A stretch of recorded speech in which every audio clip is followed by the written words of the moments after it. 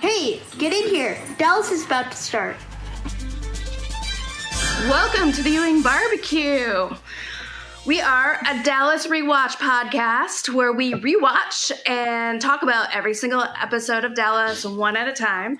And we are finally here in season 7 and my favorite episodes of all time. Stephen Williams has So arrived. I know the bailiff. You're so excited to see the bailiff. I'm so excited. Yeah. I hope that you join us and grab yourself a drink because we are also playing a drinking game. For the full rules to that, you can see those on our website, ewingbbq.com. There's so many of them. Can we buy you a drink? There's so many. So many. We've been also getting suggestions. People have been messaging us on the website for additional ones, and I've been adding them. So Oh my God.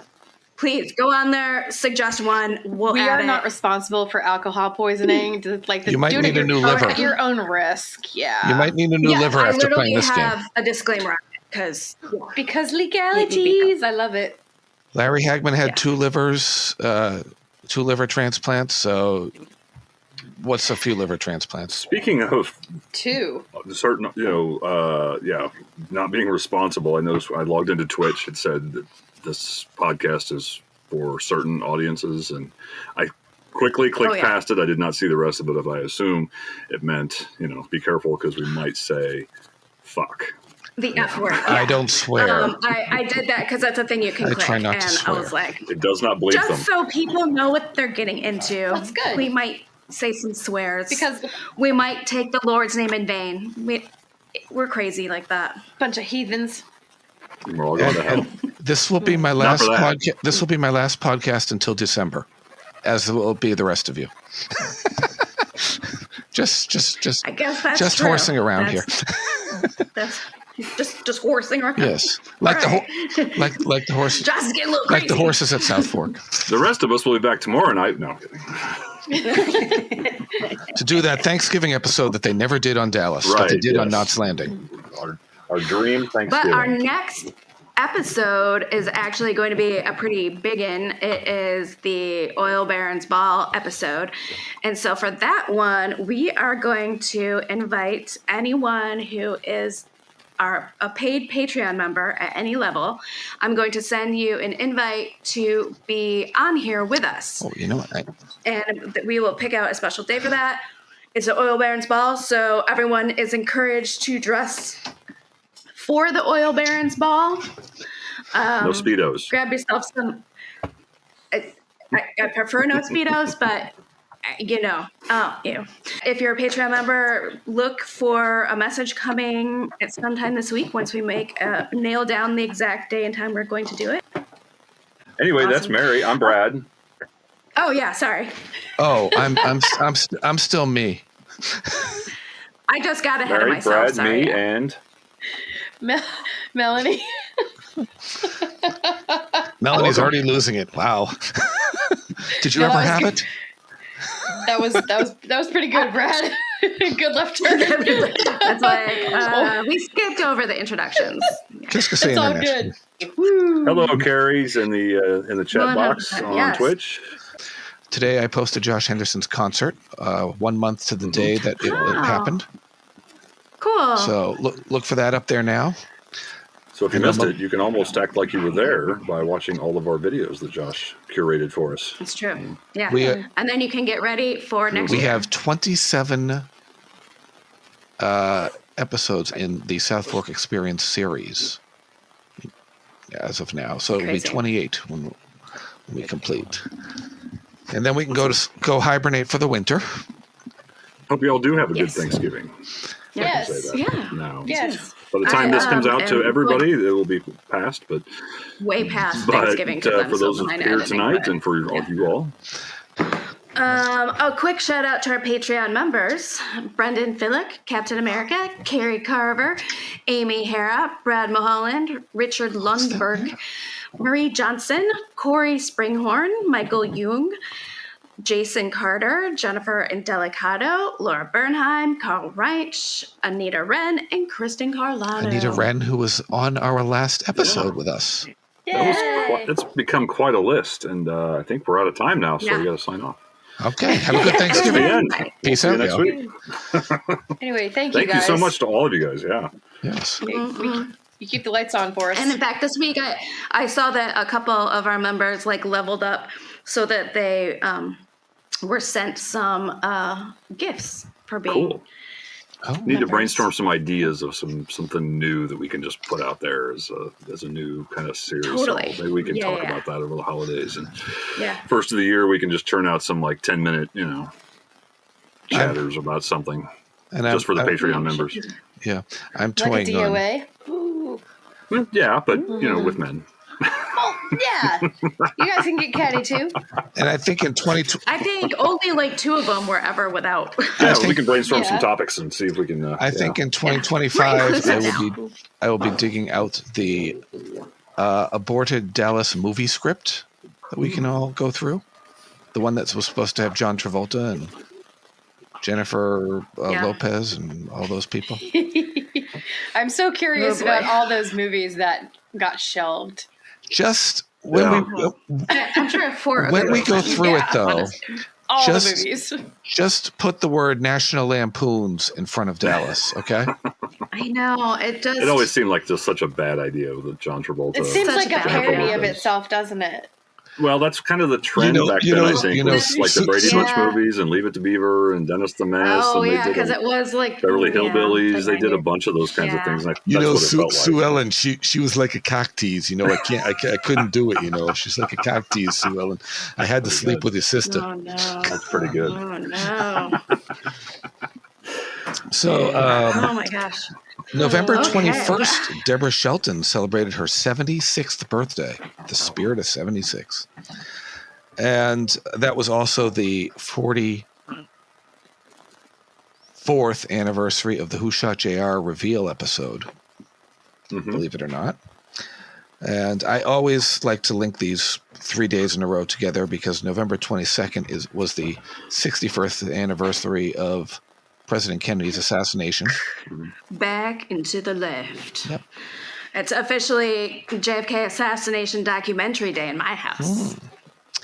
And then we concluded that 3-day stretch with the 12th anniversary of Larry Hagman's passing on November 23rd. Moment of silence for Larry. Yeah. And also the 61st anniversary of the first episode of Doctor Who. I smoked plenty of weed in Larry's Owner on Saturday night. I'm sure Larry appreciates it. Didn't realize what night it was, but gong And bong. did you realize he died at 4:20 in the afternoon? No, perfect. Sorry, I'm not really a stoner. November saw it 27th. on November TV. 27th is Correct. tomorrow, and we have a birthday in our podcast. In his house. Yeah, Mary, do you want to? Sarah, our very own Sarah, and that's why she's not here tonight. We're giving her a pass because she is going to Florida to celebrate her birthday, and that's pretty cool. And she Happy she birthday, has girl. she has a birthday mate who is the exact same age on the same day they were born. One Joshua Harris. I wonder which one was older. That's a good question. With time zones and everything, that would be a good. Give Yeah, him we a should ring figure and that say, out. hey, what time were you born? I'd be like, hey, can you look at They'd your be birth like, certificate? why? And then he's just going to think we're looking up his astrology, And and he's going to hang up on us. and if you haven't, there is on our site our social media. He has a link to some of his merchandise for his shirts. Thank you, The- Mary. That reminds me, I have a question to ask Chad's mother. The is it because I'm adopted T-shirt and merchandise, and the Bobby's favorite Christopher is A couple of cool available. Can you shirts, yeah. send that link to me because I will add that to our website so people can Yeah, if go. you saw him in Wow, Dallas, that you is such saw a those great shirts. idea. Saw those shirts, and if you want one, you can get Yeah. them. I think I would like one. Also, November 27th, Stephen Elliott, who played Scotty Demarest, he would be 106. He was born in 1918 on November 27th. The late husband of Alice Herson. Herson. Yes, Mavis who was Anderson. my first interview for Ultimate Dallas. Nice. Oh, that's right. I know that you've mentioned that before, but I completely forgot about that fact. That they were married. Yeah, completely forgot. There's a few randoms out there. Craig Stevens was married to Lady Jessica. What was her name? Alexa Smith. Alexis, yeah. Yeah. Alexa Smith. I mean, it makes Alexa sense. off. It's just like, hey, My Alexa just started talking to me because of course she did. that's like there is a baseball player, or is it baseball or football? No, a baseball player whose last name is Siri. And every time the announcers, Oh, no. everyone's phones go cuckoo. Unless you have an Android. Last one we'll mention right now is Martin E. Brooks. No, I'll mention one more after that. Martin E. Brooks, who played Edgar Randolph, who is coming up this season, was born November 30th, 1925, so he would be 99. Shall we get down to the heart of the matter? Gemini. Okay. You're an Aquarius. It's get the along dawning with of the Aquarius. age of Aquarius. Who's an Aquarius? You. No. I'm a Capricorn. Fuck, you are, aren't you? You're on the cusp. I'm a cusper. I'm a Capricorn. Ugh.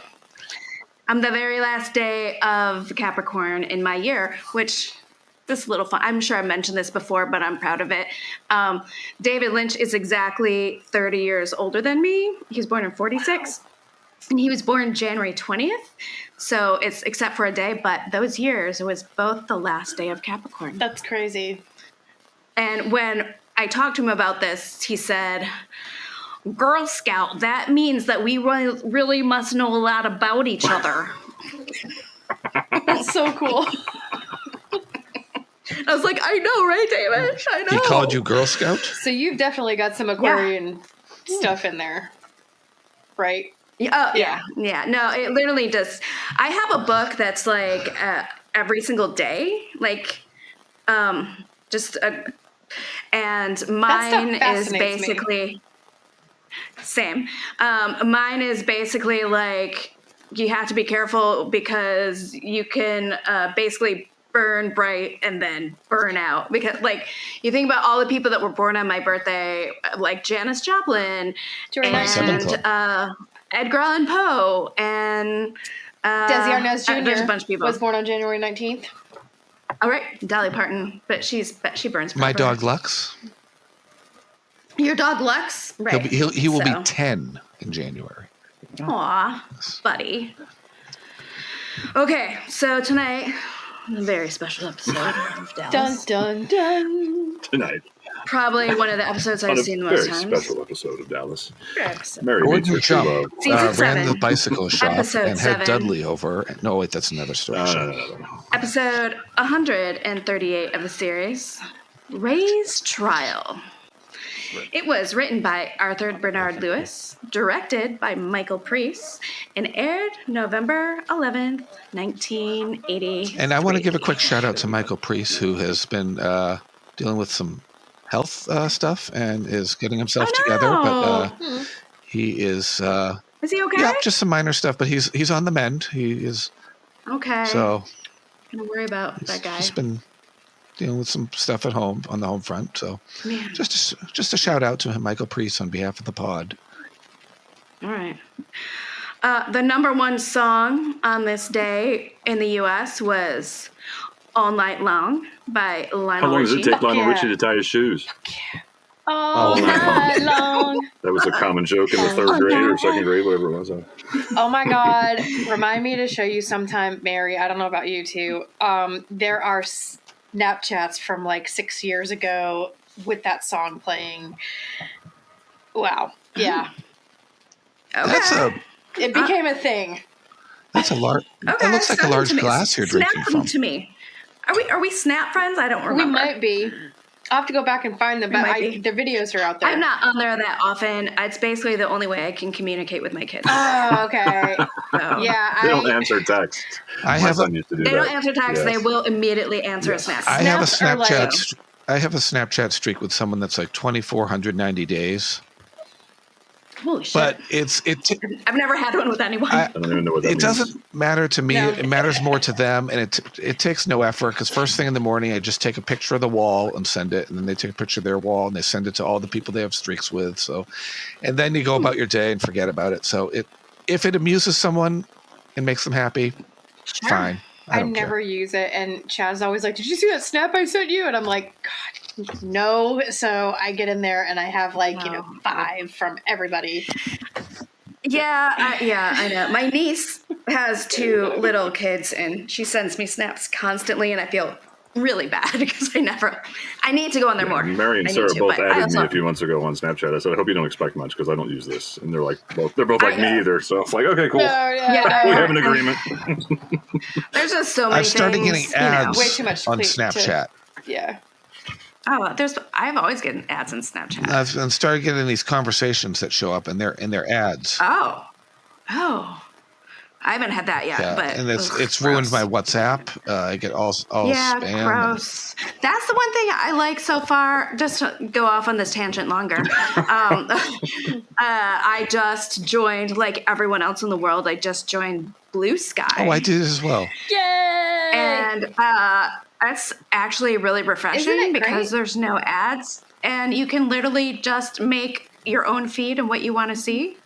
So you don't have to see a bunch of bullshit. I'm like, this is what everything used to be like. One thing that I would like it to do, and maybe it will eventually happen as they get more established, is it can run through your contacts and show you who that is on there so that you can add each other. Yeah, true. I'm honestly right now though, I'm actually posting on there for the first time. So, and I feel like I have the freedom to do that because very few people are following me. I'm about to change that. Hold up. I just like- feel like just now I've gotten comfortable with not seeing anybody's bullshit on Facebook except for like 6 people. And so I went to that and then I started seeing those people again. Like, I don't know. I don't know that I want to do that. Yeah. I found yeah. you, Mary. Oh, you found us because I have the same name on everything. What, Same Mary Hooter? though. Same. I've never met. No, I have been Girl Scout since 1997.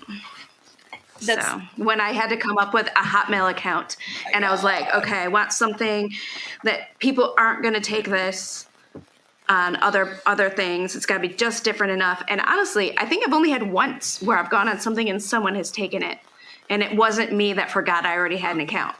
So The first time I ever got mail felt from that. a Hotmail account, I thought it was a porn extension because it said like Hotmail. Hotmail, I feel like I didn't even know. I mean, that was my very It first. depends on what you do with it. AOL was my first, and I still have AOL. I still have No, my AOL account is like my junk subscription Yes. account. I lost my first AOL account because I couldn't afford to pay for AOL on my own. No. So when I was at my mom's house, I made like a sub for myself that was my AOL account. And so when they stopped paying for it, my mom and stepdad, then I lost it. And I was like, oh, well. I signed up for this in like 2006. I don't know. My original Instagram and my 2006. original Facebook that This was were like 90. I had suspended. Hotmail before first, yeah. The original Facebook and Instagram that were suspended in August, I tried to look at it, and it's still listed as pending appeal that was submitted on August 23rd. So that account could come back with if it before the if it goes longer than 6 months in appeal, though, they erase everything. So. We're all praying every night for you. Yeah. That's what happened. So that's what happened to my very first YouTube account. It was on appeal for like years and then just disappeared. So whatever. But in the UK, the #1 song was Uptown Girl by Billy Joel. We digress. We are 24 minutes Hey, into you this got to edit episode. this, not me. I know. Waiting for Christy Brinkley, his wife at the time. Yeah, and he still sings that song in no- concert. Does he? Didn't he stop for like a long Yes. time? And now his current wife is around. Wasn't even born when His current this song wife is came like out, the same so- age as his daughter, or something like Yeah. that. Yeah, of course. The #1 film in the U.S. was The Big Chill, which I wish I liked more than I actually Great do. soundtrack. Great soundtrack. I've tried so many times. And I usually like a boring film, but I think you can say that about a lot of movies from the 80s. That like, it's an okay movie, maybe not great, but Great soundtrack, Flashdance, great soundtrack. Great soundtrack. And I think it meant more to baby boomers than it would mean to us. Karate but Kid series. Infamously, Kevin Costner's first film that he was cut out of because he played the dead friend. Oh. And they never even showed his face. And now he's dead on Yellowstone. Oh, Spoiler shit, alert! spoilers? It's been all over the Well, news. he knew as soon as he quit I that was haven't going to seen happen. But yeah, I haven't seen you it. haven't watched Yellowstone so- at all, so No, I know, but now I know he's dead. I know he's a big but character. you knew he was going to leave. You at least heard that. No, news. I actually didn't because I'm not following it Oh, at I all. thought that news I was have no everywhere. idea what's happening. Well, I still don't know how The Sopranos ended. So Closing credits. Don't tell Closing me credits. because yeah, they played some credits. I'm gonna need a refill pretty soon. And that's a big glass, too. I'm going. Okay. The top news stories this week are Australian cricket wicket keeper / batsman. Say that 5 times Wayne? fast. Jeez. Cricket wicket Wicket-keeper.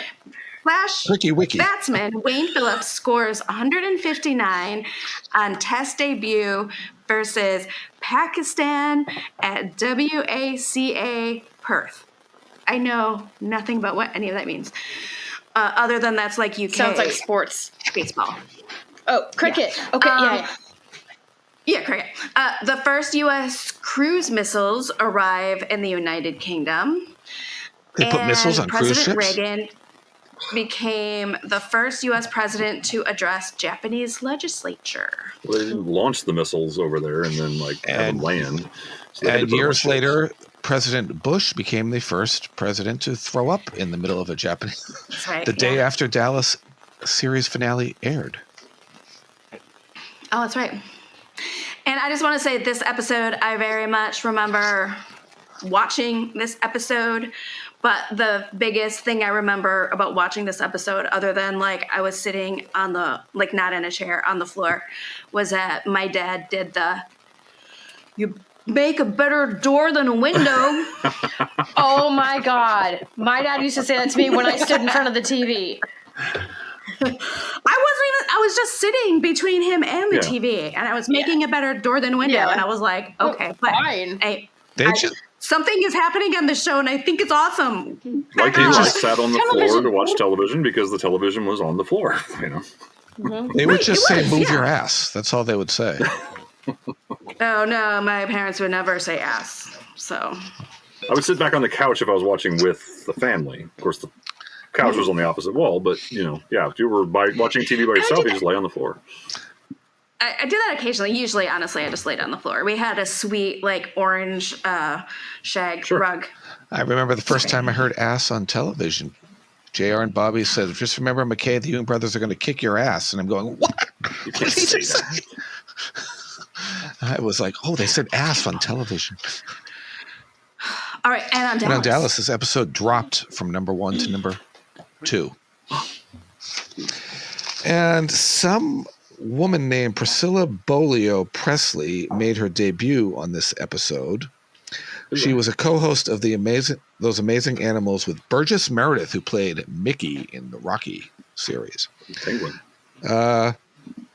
She went on to co-produce Elvis, a 1990 TV series about her husband. She also co-starred with George Kennedy in the Naked Gun series, and it's coincidental that she and George never were on Dallas together, but he moved into her house after she moved Like out. stay at the house, yeah.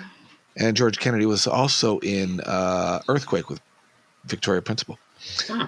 Of course, Cool Hand Luke. Priscilla's lack of acting experience almost cost her this role. The agent submitted her name to Lorimar, and they said they were not interested. She made a tape, and they offered to send it over. They said no. So her agent brought it over anyway and says, don't you think she deserves a chance? And Phil Capice said that she'd only been acting a few years and didn't have many credits, or as someone I know says, Phil Capiche.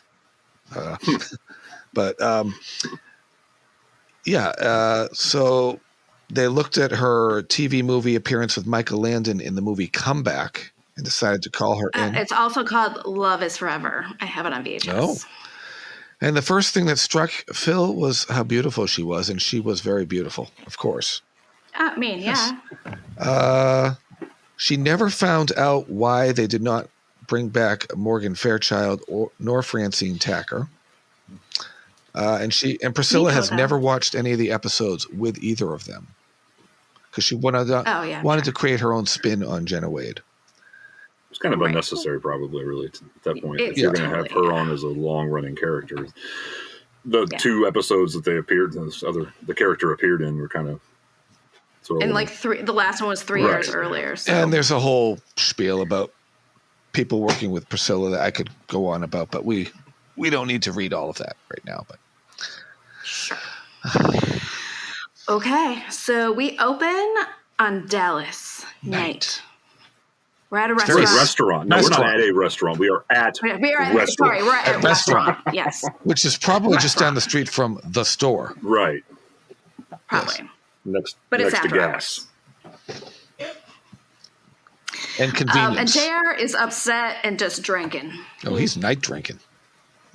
Mm-hmm. And he's about to get more upset. Because Holly shows in up. her final scene. In her final scene. I Holly's have to the boomerang.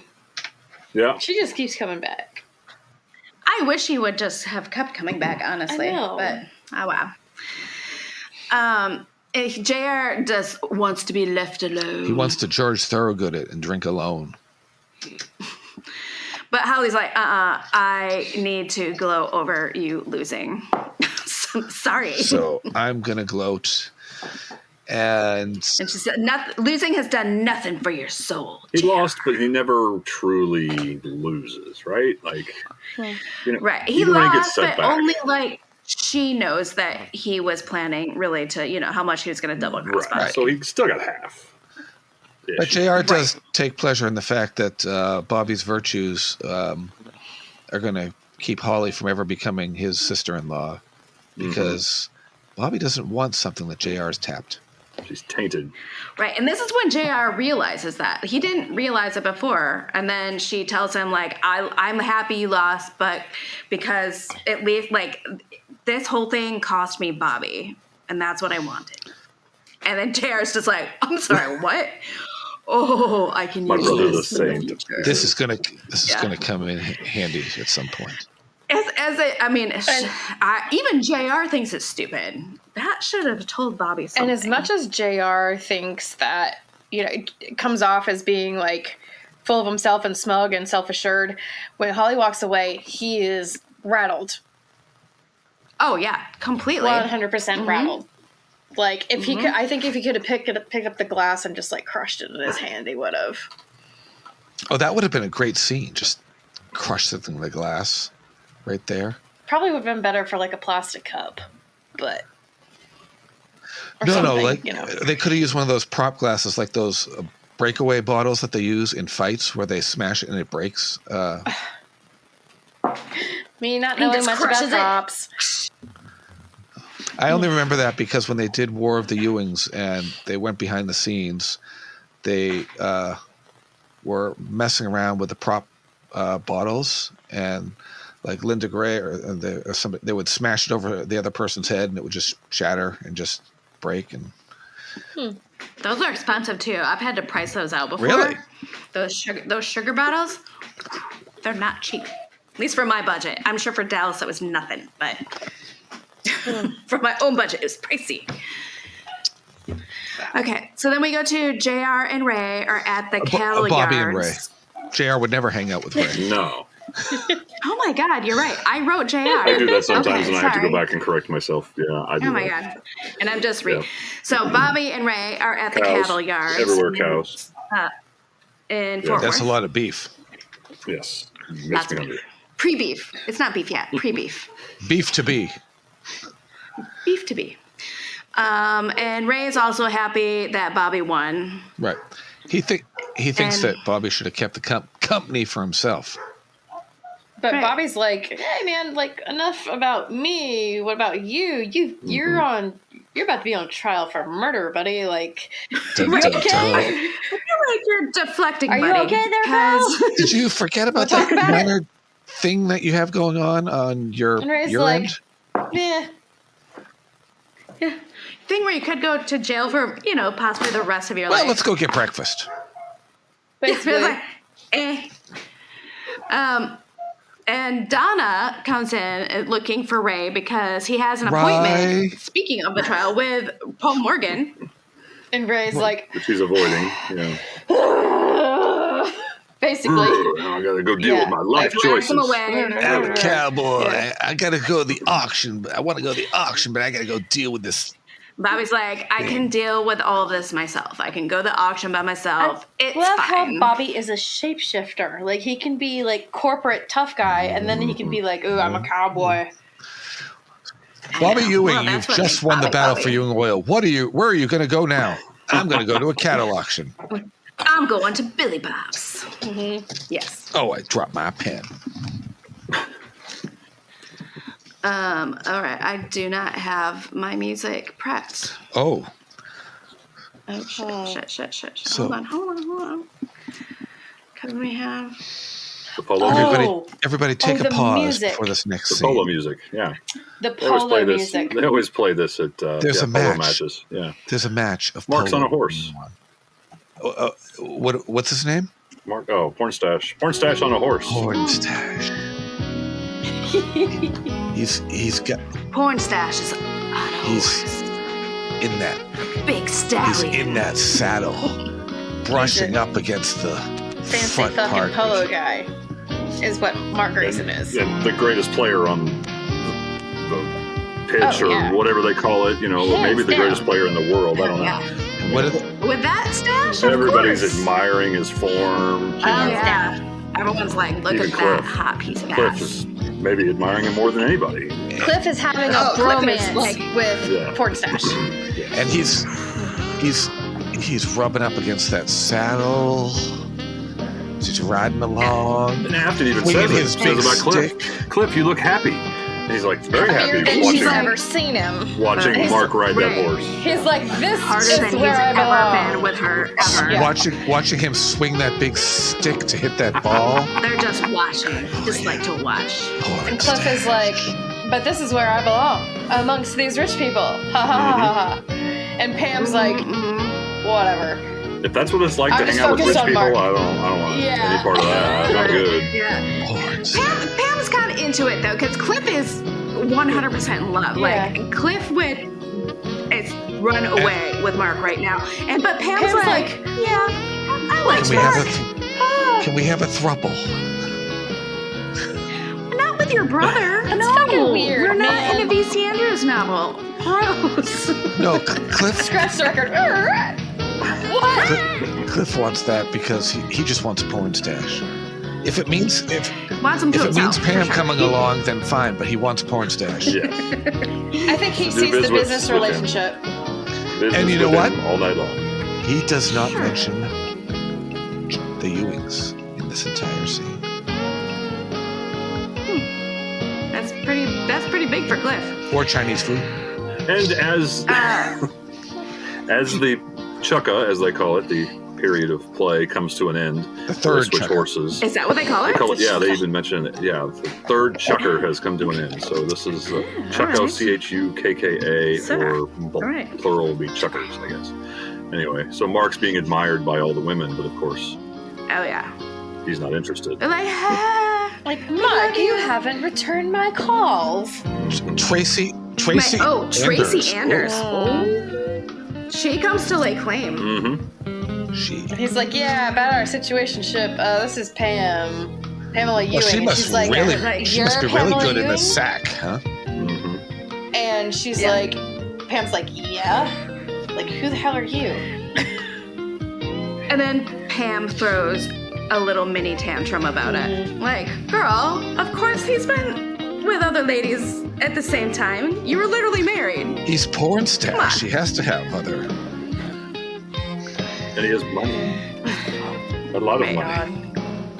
A lot of money.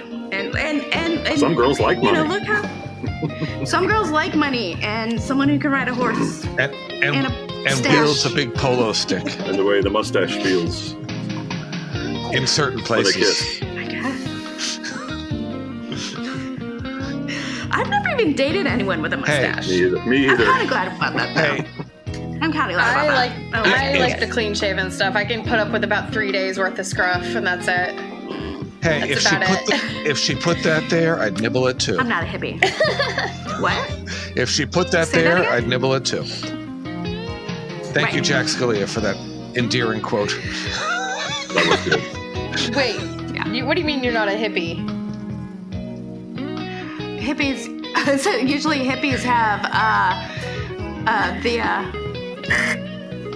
facial hair. Oh! Even the women, they must be from New Jersey. No, dudes. Yeah. I mean, I'm talking about kissing dudes. I mean, I guess I didn't. You know what? I didn't. You didn't kiss a lot of women back in the day. No. I didn't say that. There's an idea for our new Patreon podcast. Yes. Girls Mary Kissed in College.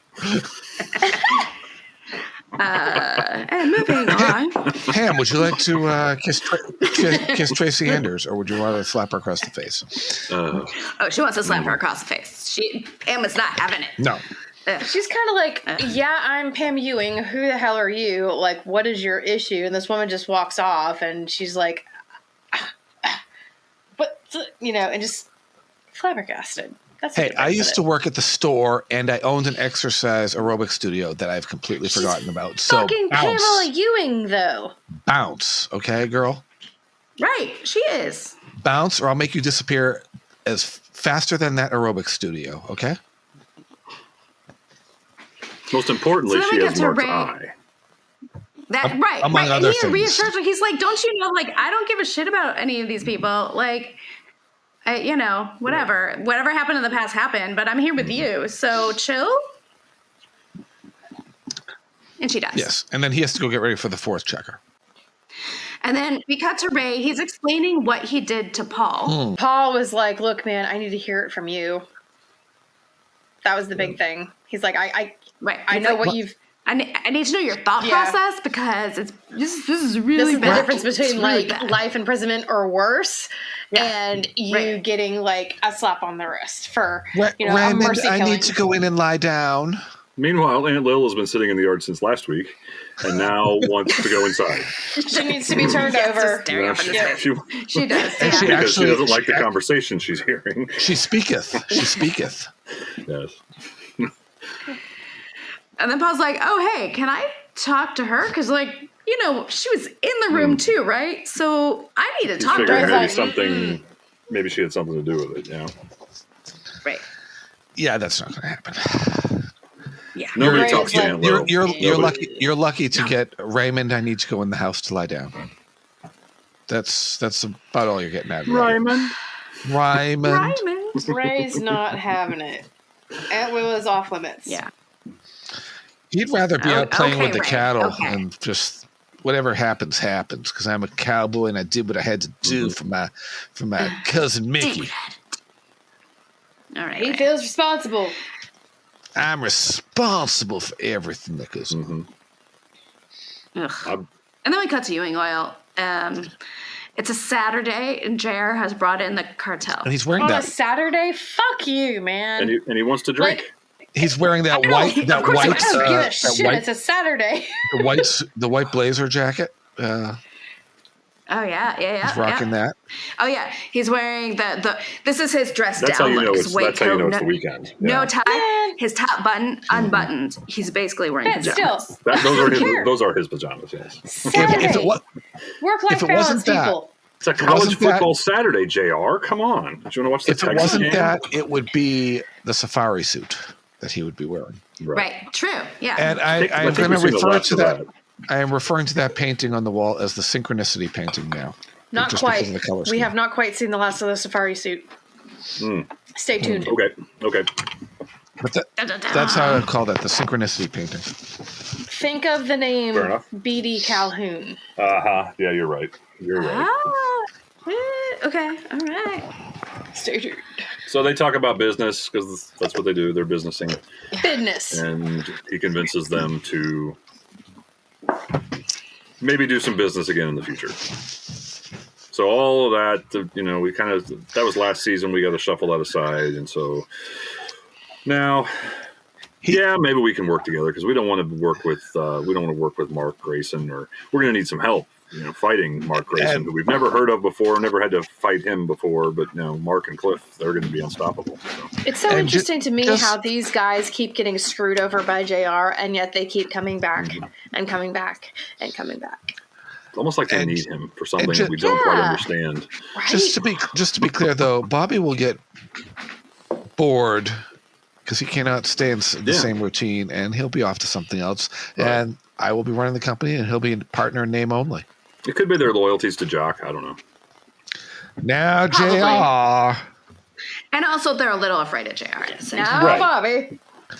It's better to be in good terms with him, really, than come on, don't obey in advance, man. You bunch of cowards. Like that's what I see. They're like groveling because they're a bunch of cowards. Like totally. Well, they would have gone to Bobby too, but the terms would have been different. I feel like they're groveling with JR. Oh, of course, right. So then we cut to Sue Ellen's party at South Fork for Peter. Party. It was very nice of her to throw him a party. Peter's people drink. Peter's lounging. Oh, must get a refill. Spread eagle there, just Peter and his D are having the times of their lives. And these episodes were originally filmed in 3D. 3 dicks. I like when Peter stands up and he has a totally wet butt. Yeah, I did see that. I don't know why I saw that, but I did. It was hard not to see it, right? And then he goes to go off the diving board, and Sue Ellen's getting a little moist. Yeah, because all you can see is his D just right there. I mean, it's just delighted. There's no way to avoid delighted to see him do that swan dive into the pool. I hope he didn't dive. Mr. Atkins, can you please stop stuffing? Says the producers. No. Yeah. She enjoys chatting Peter up, and she enjoys watching Peter dive. She enjoys chatting him up and undressing him down with her eyes. She's just enjoying the scenery. Yeah, having a good day. What I noticed about this scene, and there are other staff there too, and John Ross is running around as well. All the other people, which is mostly girls, I think, that were there, did not look like any camp counselors I've ever seen. And I'm not sure they even looked like the camp counselors that we saw at the camp. I think they were just hired models to be in the swimsuits. No. I would still be going to that camp if they looked like that. I would go to that camp. Yeah, now at 48. If that's what the counselors look like. So Bobby is at Billy Bob's, and he needs that waitress walking by to get him a beer. And that was cool to see the outdoor door. I know, it looks exactly the same. I think they changed the sign on top, but that was kind of neat. I mean, obviously I've seen this many times, but not having never been to Billy Bob's until this year. Right. Now and it's funny when you see these places and you have a different perspective now, having seen them and everything. Mm-hmm. Yeah, I actually, because I didn't, usually you go to places and they don't look so close to what they look like on screen. But when we went there, I was just taken aback when we walked up and how much it actually looks like that establishing shot that we get in the show. And I went a little. It was like when the three of us were in Thanksgiving Thanksgiving Square, and we positioned ourselves exactly how Pam and Bobby were sitting in that scene. Kind of had to figure that one out. Yeah. Right. Yeah. Yeah. But this one was just. Yeah, they didn't have to use any wide angle lenses or anything to make it look bigger. It's that big. Because it's and that big. I like how because we've now changed actresses 3 times, instead of saying, "Oh, Jenna," he has to say, "Jenna Wade." Yeah. He has to use her first name and last name. Everyone always says her entire name, Jenna Wade, and. For the rest of the series, I think, or when she's involved, it's always Jenna Wade. And just to establish that it's now this third actress is now playing her, we have to say her full name. It was a great reintroduction of the character, though. Because if you were a viewer at the time who had been watching the show all along, you probably, maybe, I don't know, remember Jenna Wade's character. Right. Which, right. Because there's that because history. He's there. And she turns around, she says, "Hello, Bobby." Because you can tell, she saw him there and she was trying to avoid him. Yeah. And then he calls to her, so she's like, "All right." And she's like, "Hi, Bobby." and then Jenna Wade. And then she says, it's been a long time. And then they go to commercial. So Like, long that your face looks. This is a So long that your face looks different for the third time. And me being a fan of a big fan of those early Dallas episodes. Anytime they can reintroduce a character, like I always wish that they could have brought back, Guzzler or anybody. That would have been a little hard because that would have been difficult to do. Yes, but to bring back a character that had been established early on, rather than later in the years when they just start making shit up that happened in the '60s or something, and bringing them back in the late '80s. Correct. Bring back Jeb and Willie Joe. Right. Yeah. Any of that stuff. Right. Or, yeah, for sure. And when this happened, I didn't know who Jenna Wade was because I didn't watch in 1978 or 1980 because I was a baby. But I very much remember seeing Priscilla. And I don't know, I just being like, oh, wow. I think it's because she's pretty. I don't know. I was just like, she's cool. And so, yeah, it's Jenna fucking Wade. There we are. The real Jenna Wade. The whole reason Mary started doing it. This is the reason I started doing this podcast, is so we could talk about these episodes. So it's only taken 5.5 years. And I want to talk about the bailiff. No. I play the long game, motherfuckers. Okay, so then Catherine shows up at South Fork during the party because she's supposed to meet Bobby for dinner. This is so fucking awkward. She glances at the pool. She's not interested in Peter's Peter. She wants to know about Bobby's Peter. No. Exactly. And where is it? Where is it? And someone's like, I don't know. It's like, Is are in you seeing Bobby? Fort Worth at a cattle auction? Mm-hmm. She's like, are you seeing Bobby? And Catherine's like, well, not really. Kinda. Oh, not seeing. Yeah, right. She doesn't want to give anything away. I'd like to be seeing his Peter. Yeah. She very much would like that. Well, so it's like, well, stay. Catherine's like, no, I'm good. But she has to play the innocent until she has that red hat. Finally gets those hooks in. That red hat and her outfit. Oh, this is an iconic from the Catherine Cruella look. de Vil collection. Yeah, the blue dress and the red hat. And then we come back to Billy Bob's. Jenna is on a break so she can sit and talk to Bobby finally. And so then they reminisce about the last time they saw each other, which is here to remind the audience where we know this character. And you looked very much like Francine Tacker. Yeah. Nobody's heard from in 3 years. And basically, she's like, the last time we saw each other, Pam was in Paris. And then basically it sounds like Bobby just totally ghosted her. Cause they kind of had that thing where he almost stayed the night. And then it sounds like he then ghosted her, just never went back, which makes sense. But she's just like, I kind of got my hopes up and that really kind of broke my heart because she's like, I've always loved you. So my dad lost all this money, and then he asked about Charlie. And we're reminded that she has a sensitive daughter. Subject. Mm-hmm. It's interesting that they acknowledge, the Francine Tacker episode, and to kind of bring it all together and make it canon, but they don't. I don't know that they mention. Well, they mention Charlie, but they don't really mention anything that we learned from the Morgan Fairchild episode. And as we know, they changed the history there. They erase a lot of the history. Yeah. They're like, hey, do you remember this? You probably don't remember what happened. It's fine. We're going to change history. Right. And Pam had Charlie's teddy bear in the car. Right. Francine Tacker is a 78-year-old retired American actress at this point. I just looked her up. Well, if you're listening to us, Francine, we'd love to talk to you. And she was married to Robert Ginty, who was on Falcon Crest. And then JR shows up at the pool party, confused. He's just like... He is overseeing going on and on. Wonderful co-eds. Thinking about, he's like, man. He is unamused. A bunch of college kids. Ooh, those ones are kind of cute. Of course, it's Peter and Sue Ellen. If they look like that, JR would be going back to summer camp too. So he sets his sights on Sue Ellen because she's talking to Peter and being all kind of giddy, and JR is like, he sees it immediately and is like... Focus, man. Focus. And he walks up and Sue Ellen's face just like, she hears him and she's like, It was so obvious that she was disgusted. Sue Ellen. So good. Peter, can I talk to my wife for a minute here? Sue Ellen, would you cover up? Right. And okay, He's JR. being Just lay all your cards on the table. He's being so fucking weird in this scene. He's so weird. She's not covered up enough, but he wants to take her upstairs. But she's not covered up enough, but he wants to take her upstairs and discuss it with her. And, back and forth, back and forth, back and forth. And she's like, what the fuck? Well, perhaps you'd like me to wear my grandmother's dress that we can get down from the attic. I want to see the Ewing attic. Yeah. I want to see what's in that attic. Yeah. Sure. He accuses her of leading Peter on. You were leading that poor boy on. She tells him to get rid of his lust before he comes home. Right. And he's just like, I'm sorry, it didn't what? used to be a problem for him.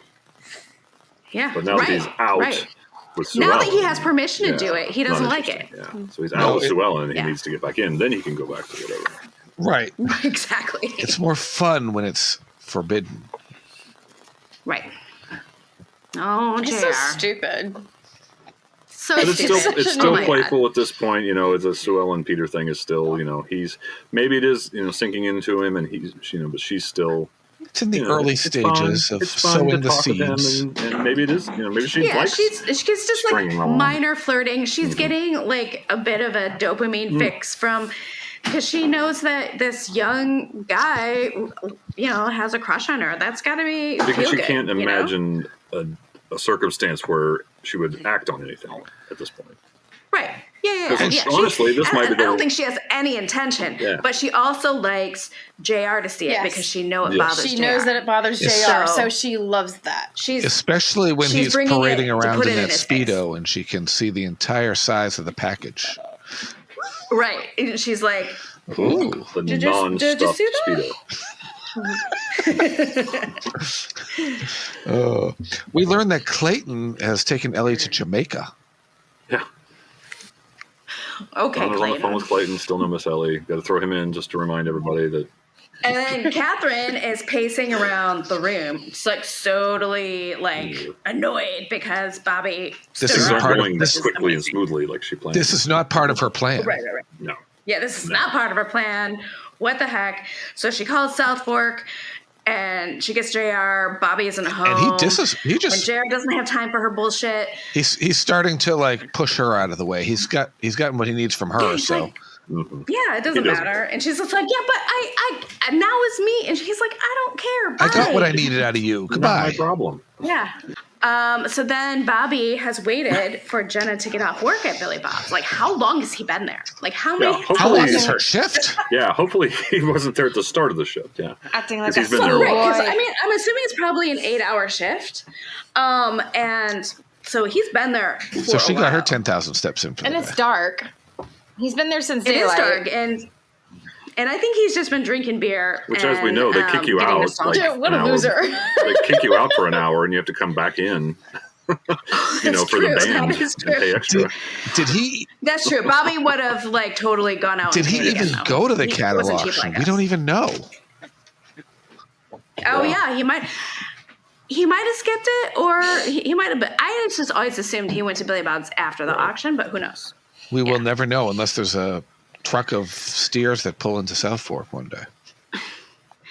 And she's like, well, it was really nice seeing you. I have to go home. And then he's like, no, you have to stay. Dance with me. And she's like, I don't. I have to go home. She just blows over the idea, the fact that he stayed for her. Like, you have a good time. I'm leaving. Bye. Make sure you check, like he was just there hanging out. Make sure you check out the band tonight. Yeah.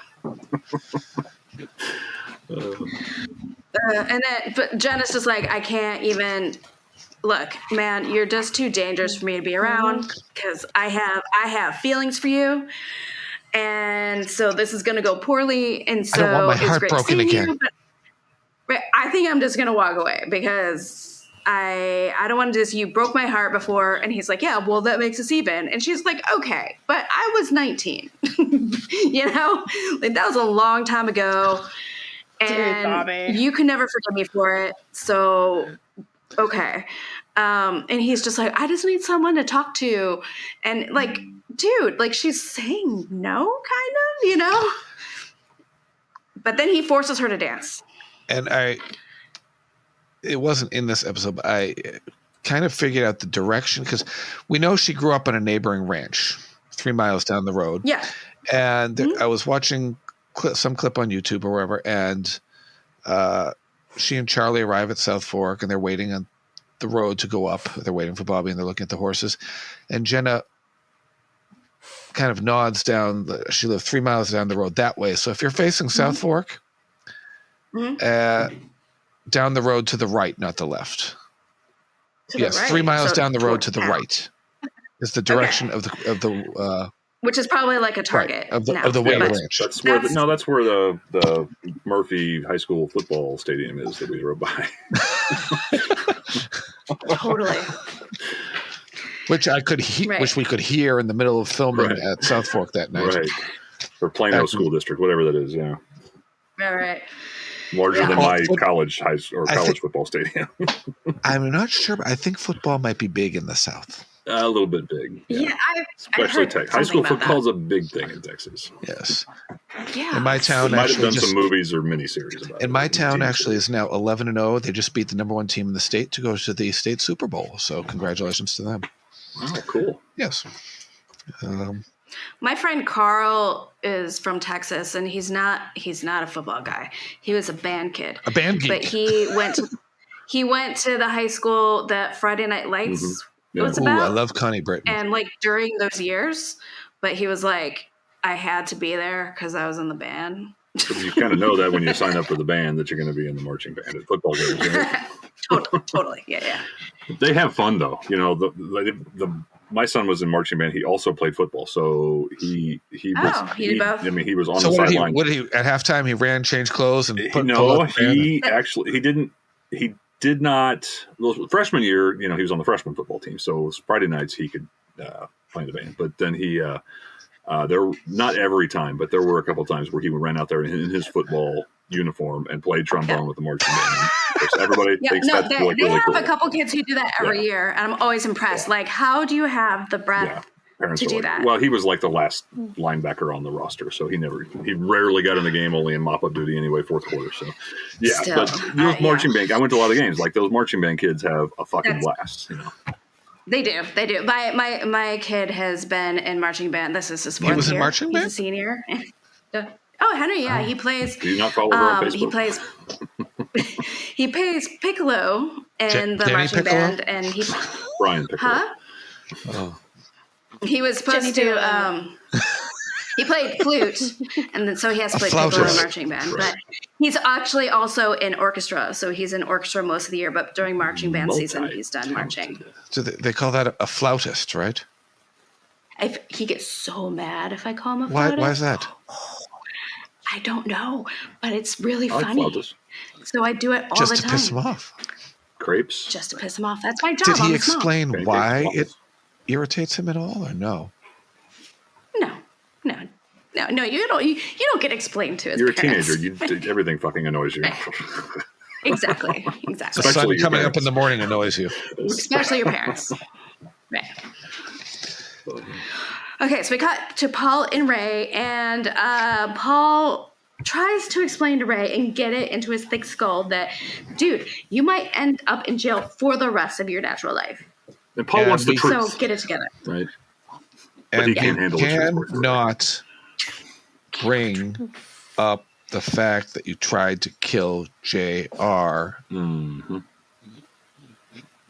in South Fork just before the ranch went poof. Right. That would set a pattern that you are a loose cannon. Right. Well, because, he is, but, But Ray explains that he brought Mickey to Dallas, and he feels responsible, and there's a fight for Ewing Oil, and it was Walt Driscoll that was trying to kill JR, and he hit Sue Ellen and Mickey, and I helped with this and that, and it's We're going to go over the whole story for new viewers, and yes, Yeah. exposition. Right, yes. right.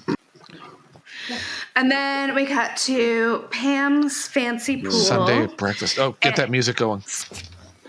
Oh shit, you're right. Yes. once again, everyone's in a swimsuit except Cliff. Cliff. He does not own one, or maybe it was in his contract that he didn't have to wear a swimsuit, or Cliff? But Yeah. Pornstache wants Cliff to get in the pool. Of course he does. Well, actually, Cliff would rather Pornstache get in the pool with him. But, so they're all just hanging out, socializing, having a nice little Sunday. yes, a very rich Sunday morning. When Sit down. Bobby But, shows up no, to right, pick up right Christopher. before that, though, it's funny. They're talking about, Afton, I asked Afton to marry me once. Yeah. Well, why don't you ask again? Well, my mouth is full. I can't talk with my mouth full. Right, Why don't you right. get in the pool? Well, no, I'd sink to the bottom of the pool. Okay, I'd sink Cliff. to the bottom of the All pool right. with all that I'm eating here. Whatever. Because Man. Cliff is piling it on, and there's no Chinese food in sight. Well, no, he didn't buy it. Yeah, right. That's right. Yeah. And it's not day old either. Yeah. Right. So then Bobby walks in. He's come to pick up Christopher, but Pam has totally forgotten about that. And so she's like, oh, I'm sorry. Like, I'll have him ready in a minute. And then she sends, Louise, someone to go or whatever her pack name for is. her. Louise to pack for her. Yeah. And then Bobby goes to Catherine and he's like, I am so sorry that I totally missed us going out. Like, I ran into an old friend and I got caught up and, I'm sorry. And then the mood changes in Pam's eyes when she hears the name. Jenna Wade. Yeah, 'cause she's like, oh, an old friend, who did you run into? And he's like, oh, Jenna So Wade. casual. I mean, what a dumb fuck. He's so Pam is casual. just Like, oh, just Jenna Wade. Pam's like, Right. Right. He does it on purpose because of, like, literally Pornstache is like swimming in the pool with his like chest glimmering, and then he's just like, and who was it? He's like, yeah, it was fucking Jenna Wade, the person I was in love with before you. It would have been one Yeah. thing if Pam kind of instigated the whole divorce thing, but Bobby put the final nail in the coffin. So it'd be one thing if like she had just left him and then never, never gave him another chance at a conversation. But he's the one that ended it there, right there in Thanksgiving Square, right? And now he's like, oh, it's just, I'm ready to Jenna Wade, He knows that's a point. He knows. They both could have He said knows that's a something. point. It was a point of contention in the past with Oh, her. of course he. Like, of course he maybe- does. Yeah. Don't even just bring up Jenna Wade. Don't bring up that you met somebody at Billy Bob's. You got fucking wasted at Billy Bob's last night and took a cab home, or slept in a ditch. Whatever. Don't bring up Jenna Wade's name, you dumbass. But Bobby's stupid. So. bad idea. Oh, he's totally doing it to get to her. 100%. And the transition from this pool to JR in the pool with John Ross. A lot of pools in this one. A lot of swimsuits. Yeah, lots of swimsuits. But Pam realized again that like that was over again, right? Like that was another. She wasn't prepared for him dating other people, even though she didn't even think about tinkering it. around with Yeah. Pornstache all this time. And like she even like says that she's like, I know, like literally you're here, Pornstache, and we're dating, but also I feel really jealous right now. And he was like, yeah, you got to get over that because that doesn't make any sense. But yeah, And he's kind of annoyed at her for being jealous, which again, like he should expect that, I think, but he's like, look at all the money I have. right, yeah, check it out. I have a plane. I play polo. Look, You don't get any richer than that. All the bitches want to fuck me. look All of at them. the thickest rug since the beamskin rug. Come You see on, all baby. those hot women that I am not even looking All at those ladies because I'm looking are- at you. Right, because I'm looking at you. Right. Pornstache. So then we cut to JR, and he's trying to teach John Ross And to he does swim. not have a beamskin rug. He does not. And also, he does not He watches. have any idea how to teach somebody how to swim. But you know who does? John Ross cannot stop talking about Peter. Sue Ellen No, can't stop talking and the about mo- Peter. Everybody's talking about Peter, and JR is so He annoyed. is frustrated. Everybody's got Peter on the mind.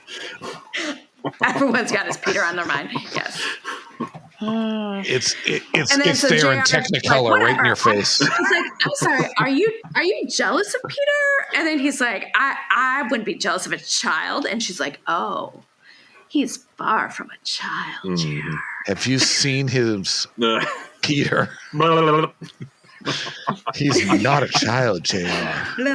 That's what they needed. They needed Larry Hagman in the blue Speedo, just a throwaway scene, just like looking in the mirror, trying to figure out what's wrong with him. Oh my God. Like, can I pull this off? Like he's like sucking in his gut. Scenes, like, yeah, is this that thing? I don't. Oh my God, that would have been amazing.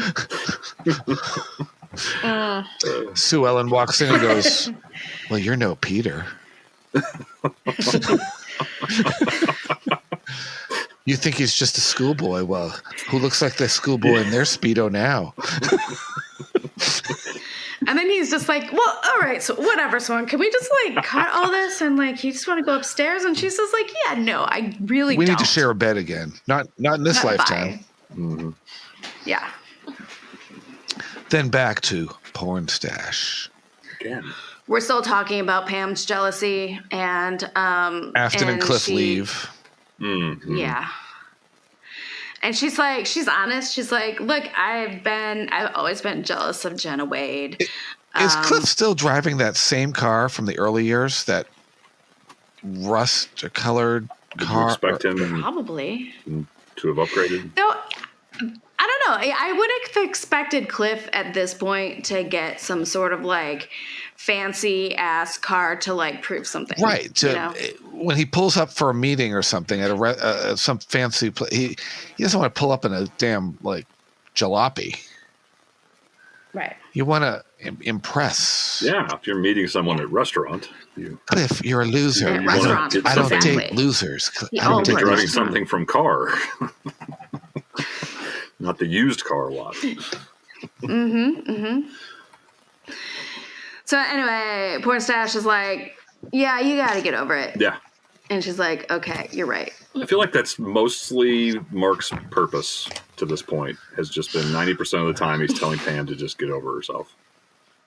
Yeah. Which is like, she needs someone to tell her to get over herself, in my opinion. Yeah. She needs that dope slap. But how would that sit with women? How does that sit in real with them? life? How does that sit with women in real life? Being told to calm Someone's down. just always told you to just always telling you to just get over it. I feel like everyone is always telling me I feel like everyone's that, always so- telling me not to worry about things, and I'm like, oh, okay. How do I turn off that worry button? Okay. Just tell me. I'll just turn How it does off. it? Yeah. How does that work? Because I can't find it. Yeah, just once a warrior, Anyway. always. I was hoping that would go on for a little Anyway. longer. I was gonna So take my headphones off and just leave the room for a La, while. la, la, and la, let you la, just la, let la. you just go. Can I ask how does Bobby already know where Jenna Wade lives? Yeah, Because he he's didn't Bobby. like Google her. Didn't she so have the he condo just- last No. time? Because she referred to the condo. maybe. Could be the same place. I mean, maybe she could be. That's true. She could be living in the exact same place that he got for her in it could be 1980. the phone book. But did we not? And it's probably in the phone book, right? But I don't know He that we has saw the people. exterior in 1980. So maybe that's We didn't have that exterior, no. But so he's stalking Totally. her house. Like he's like Whatever, sitting creeper. there with With his child, Christopher. with his child in the front seat. be in the like- front seat facing forward. Hey, Using his Check kid it. as bait. Wow. I like Right. it. Good for which him. is funny because I read bait. an interview at some point with Priscilla where she said that she felt like Jenna never felt like Pam was the competition, that she felt the competition was Christopher because Christopher was the child with Right. Pam in Jenna's POV. Like if So Christopher Bobby didn't brings exist, Pam would have been more out of the picture. It would have Wouldn't been a less of problem. a thing. Yeah, Right, but it right, was right. because he was Yeah. adopted. So Yes. It's because he's right. right. Stop. and his dead mother was so- floating in the pool that he swam in. Yeah. So he's like, hey, and she's like, I think you're taking advantage of the fact that you know that I find it hard to ignore you. And he's like, yeah, 100%. And so he invites her to lunch. We don't know that actually happens because... We don't know that it happens because he's like, we could go to Paris. And she's like, I wouldn't put it past you. And then news I thought bulletin, it was San Francisco. might have been San Francisco. Ray has been indicted for the murder of Mickey Trotter. And then they both stare at the radio. So my guess is it probably Special Sunday grand jury indictment. Yes. And the trial is going to be in 8 days. Yes. Really? Is that how murder trials work? Yes. That is, we just skip up over all of the days in between. Not even a commercial break. Just the next scene is 8 days later. So nothing happens in those next 8 days. Nothing. Nope. Wow. Nope. They don't. Nothing. There's no. We don't know where they went to lunch. Or we don't know what they don't know if there are new deals with the cartel. We don't know if they kept going. We have no idea.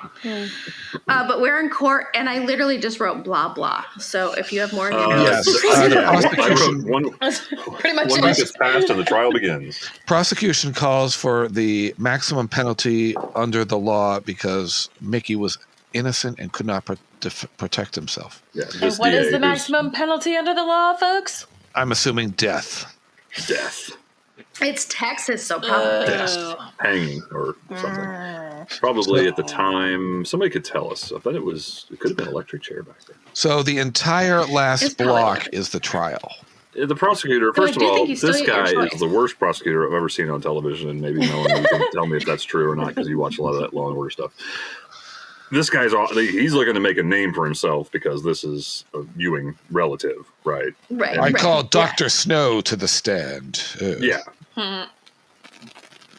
Tell us about the door being blocked by Raymond Krebs and blah, blah, blah. And JR is looking at his watch board. And he asks the doctor, when the doctor mentions the crash cart, what is a crash cart? Now, normally, if you ask a question like that, you would be asking for the benefit of a jury who maybe doesn't need, this lawyer knows what a crash cart is. Maybe he thinks the jury, not everybody would know what a crash cart is, but there is no jury, right? And certainly the judge knows, and everybody fucking knows what a crash cart is. So what a stupid question. We are. This guy's an idiot. Filler dialogue here. We're pandering and doing exposition to the lower denominators of the viewing audience here, I guess, who have not been keeping up week to week, right? Because some of the episodes were not number one in the ratings, so there were viewers that might have been watching the World Series, right? I call Dr. Alexander Hagen to the stand. Well, we don't hear what he says because Ray doesn't know why he has to go through this, he says to his attorney, and blah, blah, blah. And JR is leaving the courtroom and tells Bobby that I put in my appearance, but any moral support from me is a joke. I mean, it's true. And then we cut to Lucy on the stand, her only appearance in the episode. Mm-hmm. And they have her testifying against Ray, which has got to be a pretty tough spot for her. Right. And we do find out that it is a tough spot. She says that she and Mickey were in love and they wanted to get married, and he was willing to live his life with whatever happened, and his mood was good and he wanted to live. And that they had an argument and that they had made up and blah, blah, blah, blah, blah. Mm-hmm. Then she's waiting in the hall. And they think Lucy has hurt Ray's case.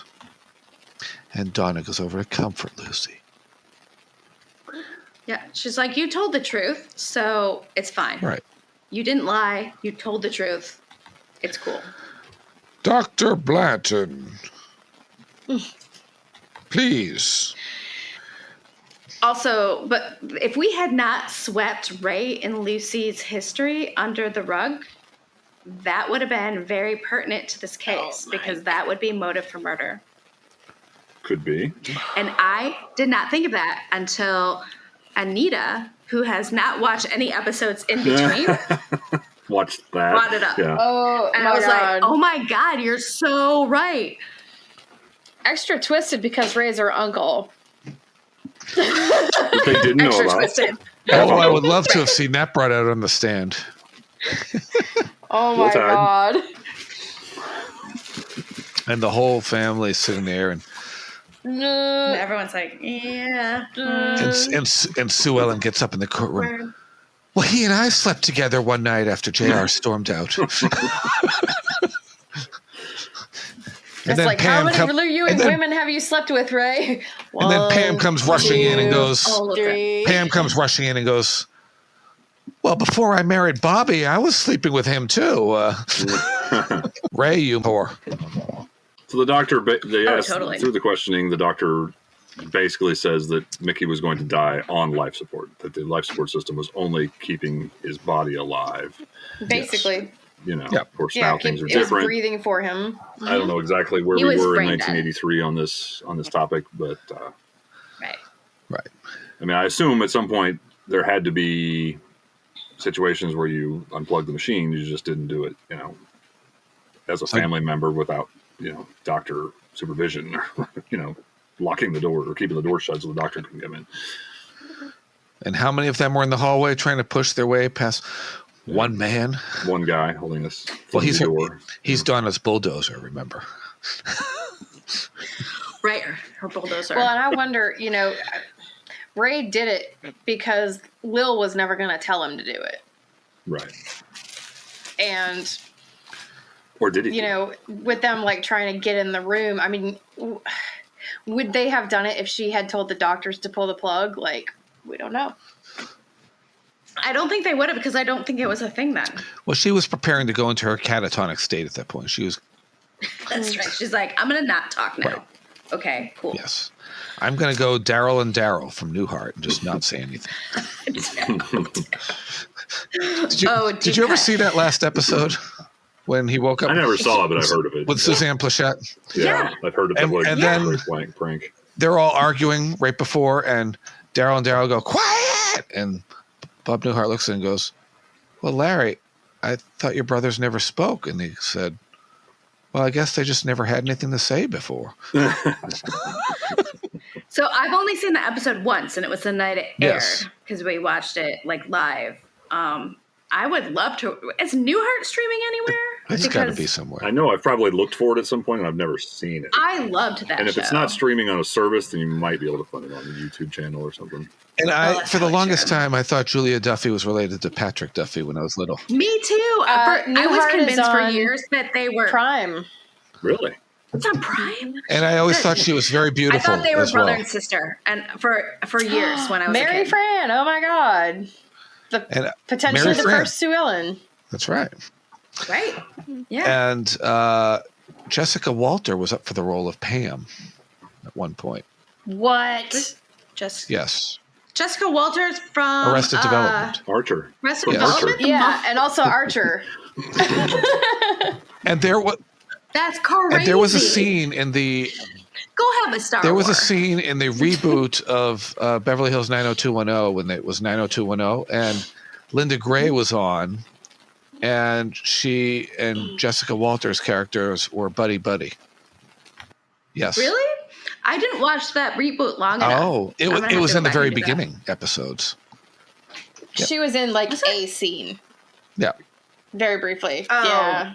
Okay. But I thought it was funny because when I watched that scene, I remember I had heard that Jessica was up for the role of Pam, and I'm going, oh, so that's what Sue Ellen and Pam could have looked like.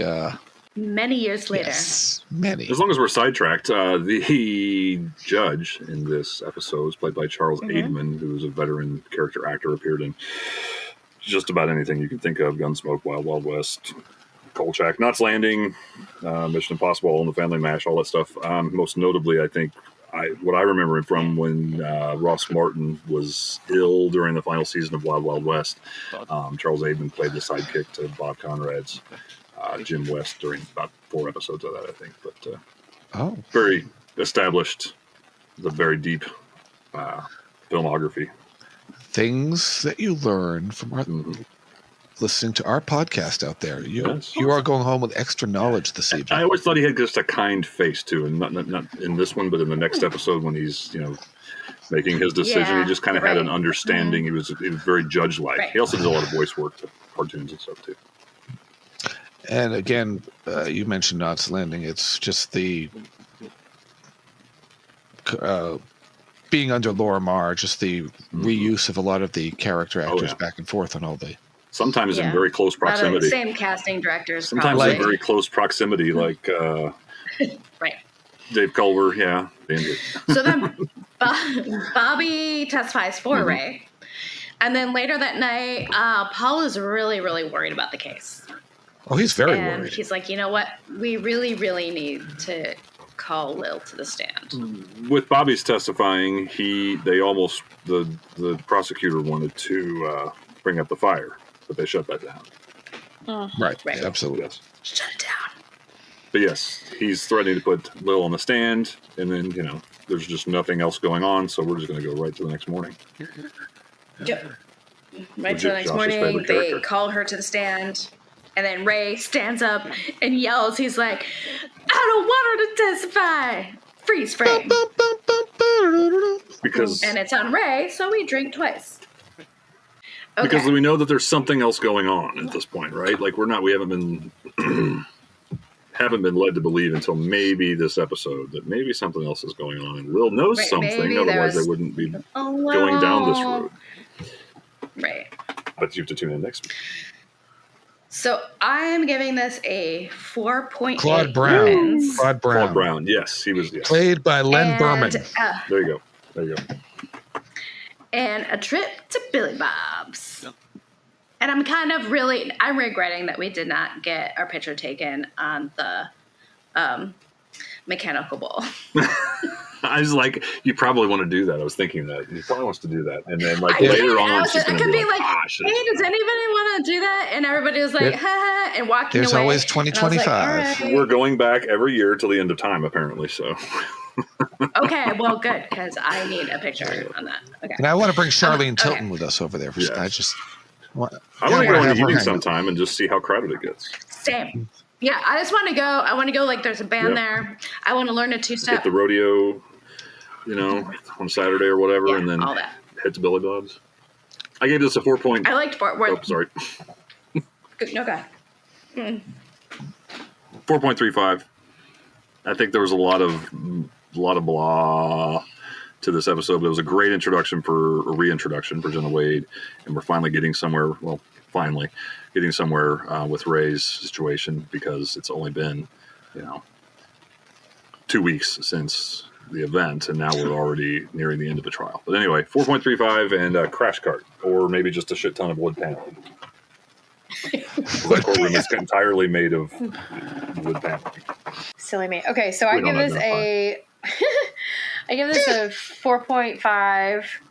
And what's the name of that bitch that walked up to Pam and Mark Grayson? Tracy Anders?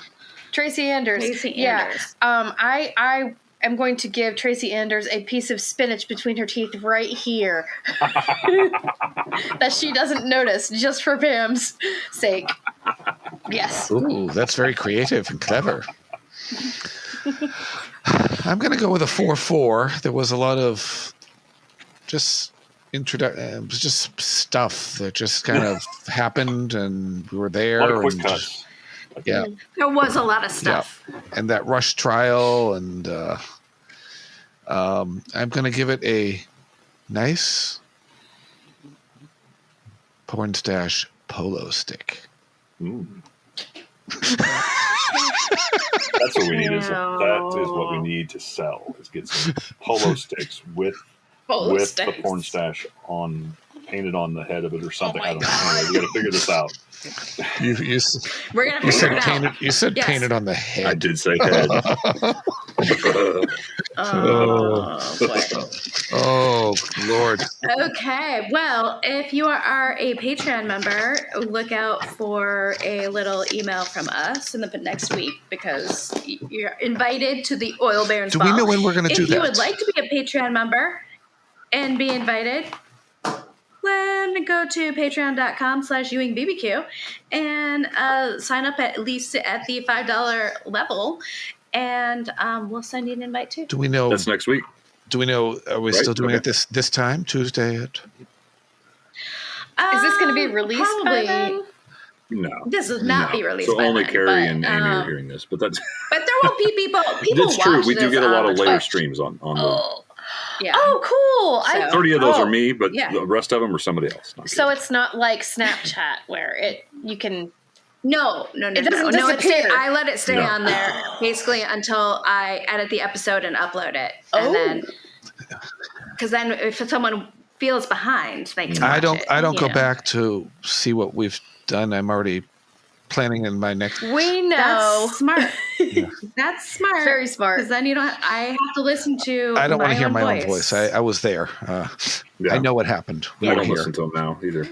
Ted Shackelford never watched his episodes of Knots Landing, so I think if I was an actor, I probably wouldn't watch stuff because I get too judgy of myself. Charlene even said she's her own worst critic, so she doesn't like to. Well, everyone is, I think. But So All if we right. look forward to meeting some people face to face on the computer, if they can Oh, make it and next week. please dress up in your fanciest Oil Barons Ball gear. I'm going to be, I don't know what I'm going to wear, but I'm going to wear something fucking fancy. I might even feather my hair. We'll see. with his teeth, Sue Ellen. That's so the one until after. then, Yeah, I know. the next two episodes are But amazing. we're retroactively hoping, since this won't probably be up before Thursday, we're hoping you had a wonderful Thanksgiving. I wonder if we do a watch along with the Oil Barons Ball episode. What do you That'd be think? cool. Do you want the Oil Barons Ball Maybe. one or morning after? Because that's when like the meat of the stuff really takes place. Or do you want to do both? That's true. We could do both. We could do a Part twofer. one and part two. Twofer. Yeah. We can record them at the same time if we have time. Until then, bye. Take care, everybody. Happy Thanksgiving. Or happy late Thanksgiving. Gobble, gobble. Y'all come back now, you hear? Don't forget to floss. The Ewing Barbecue Podcast is a Stitches creative production. Produced, edited, and graphic designed by Mary Louise Hutter. That's me. Social media by Josh Eilberg and Brad Mulholland. Our South Fork expert and behind-the-scenes helper is Jana Tim. Please check out our website, ewingbbq.com, for all things Dallas and Ewing barbecue related. Copyright 2024. Sit, Bella Lugosi, sit. Good dog.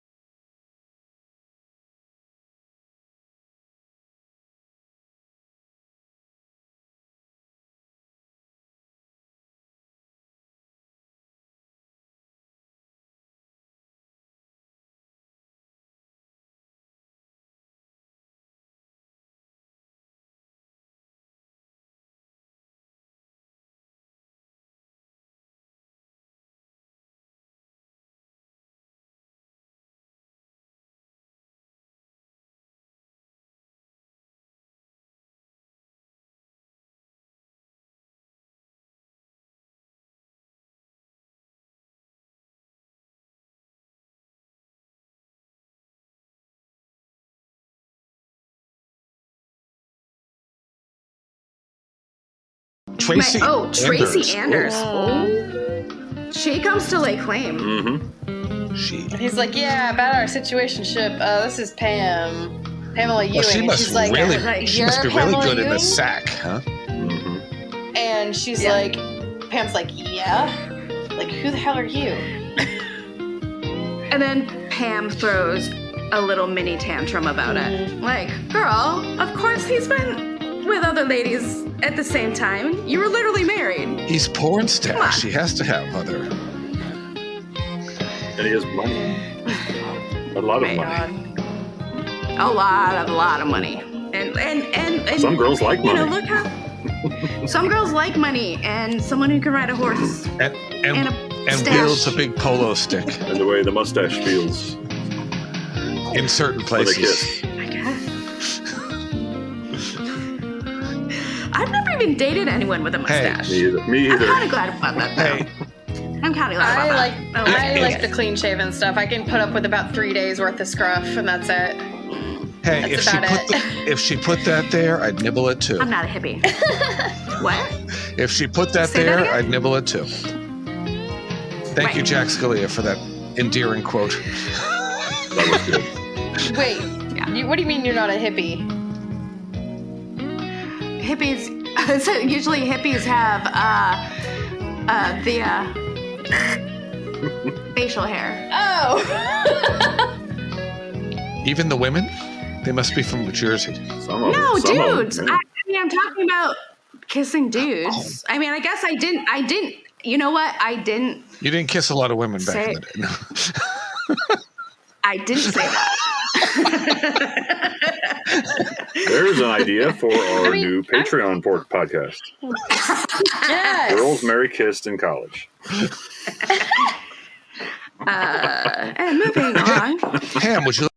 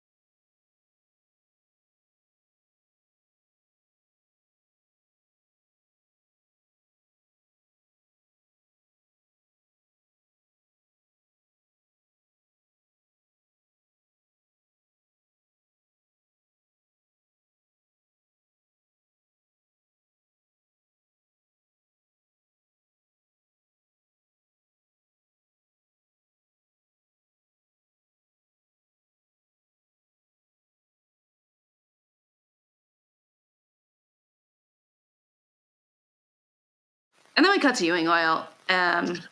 It's a Saturday, and JR has brought in the cartel. And he's wearing On a that. Saturday? Fuck you, man. And he wants to drink.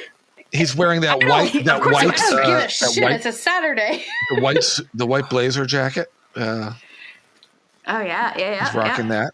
Oh yeah, he's wearing the. This is his dress That's down. how you know like, it's. That's how you know it's the weekend. No Yeah. tie. His top button unbuttoned. He's basically wearing But pajamas. still, Those are his pajamas. Yes. Saturday. If it Work-life wasn't balance, that- people. It's a college football Saturday, JR. Come on. Do you want to watch the If it Texas wasn't game? that, it would be the safari suit.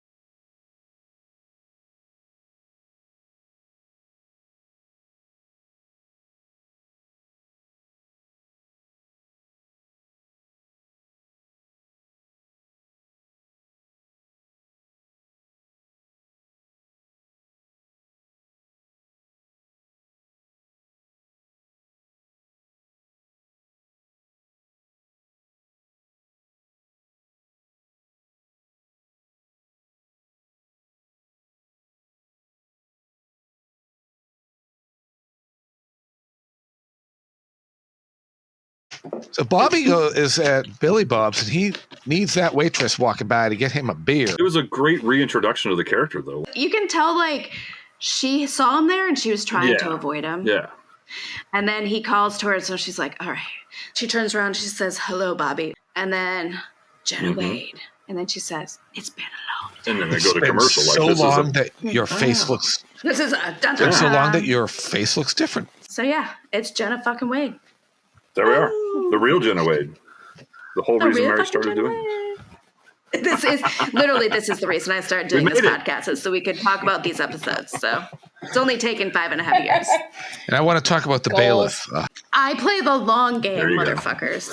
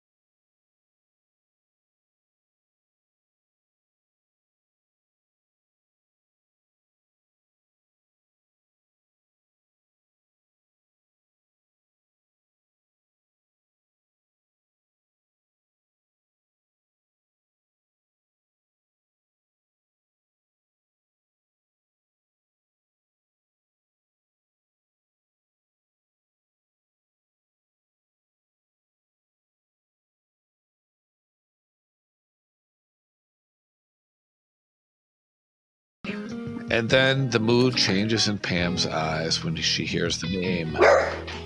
Jenna Wade. Yeah, she's like, oh, an old friend. Who did you run into? And he's like, oh, Jenna So Wade. casual. I mean, what a dumb fuck. He's so casual. just Like, oh, just Jenna Wade. Pam's like, You know. Right. Right. You know he does it on purpose because of, like, literally Pornstash is like swimming in the pool with his like chest glimmering, and then he's just like, and she, oh, who was it? He's like, yeah, it was fucking Jenna Wade. You know, the person I was in love with before you. It would have been one Yeah. thing if you know, Pam kind of instigated the whole divorce thing, but Bobby put the final nail in the coffin. So it'd be one thing if like she had just left him and then never, you know, and never gave him another chance at a conversation. But he's the one that ended it there, right there in Thanksgiving Square, right? And now he's like, oh, it's just, you know, I'm ready to Jenna Wade, you know. He knows that's a point. He knows. They both could have said He knows that's a something, point. It was a point of contention in the past with her. Of course he. Like, of course he maybe- does. Yeah. Don't even just bring up Jenna Wade. Don't bring up that you met somebody at Billy Bob's. Just say, yeah, you got fucking wasted at Billy Bob's last night and took a cab home or slept in a ditch. Whatever. Don't bring up Jenna Wade's name, you dumbass. But Bobby's stupid. bad idea. Oh, he's totally doing it to get to her. 100%. And the transition from this pool to JR in the pool with John Ross. A lot of pools in this one. A lot of swimsuits.